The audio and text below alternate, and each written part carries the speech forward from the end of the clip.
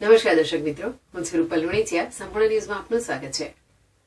ડીસાના ભોપાનગરમાં ઘર કંકાસમાં પતિએ પત્નીની હત્યા કરી હોવાની ઘટના સામે આવી છે. 8 બાળકોની માતાની પંખાના ઘા મારી હત્યા કરતા પરિવારમાં અરેરાટી વ્યાપી ગઈ છે. શહેર દક્ષિણ પોલીસે બનાવ સ્થળે પહોંચી તપાસ હાથ ધરી હતી. ડીસામાં ઘર કંકાસમાં પતિએ પત્નીની હત્યા કરી હોવાની ઘટના બની છે. ડીસાના ભોપાનગર વિસ્તારમાં રહેતા રાજુબેન માજીરાણાના લગ્ન અંદાજિત 20 વર્ષ પહેલા બાખાસણના વાછવાડ ગામે રહેતા ચેતનભાઈ માજીરાણા સાથે થયા હતા અને અત્યાર સુધી બંને પતિ પત્ની વચ્ચે મનમેળ રહેતા 8 સંતાનો થયા હતા. જોકે છેલ્લા ઘણા સમયથી ઘર કંકાસના કારણે બંને વચ્ચે બોલાચાલી થતી રહેતી હતી.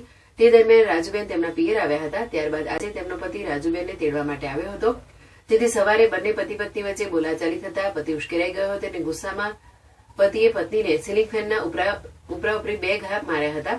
માથાના ભાગે ગંભીર રીતે ઇજાગ્રસ્ત થતા અને લોહી લુહાણ થઈ જતા રાજુબેનનું ઘટનાસ્થળે જ મોત થયું હતું. બનાવને પગલે મૃતકના પરિવારજનો સહિત આજુબાજુના લોકો દોડી આવ્યા હતા અને આ ઘટનાની જાણ થતા ડીસા શહેર દક્ષિણ પોલીસ પણ બનાવ સ્થળે પહોંચી હતી અને મૃતકની લાશને પીએમ અર્થે સરકારી હોસ્પિટલમાં ખસેડી હતી. ત્યારબાદ પતિ પાછા ઘરે હાજર હોવાથી પોલીસે તેની અટકાયત કરી આગળની કાર્યવાહી કરી હતી.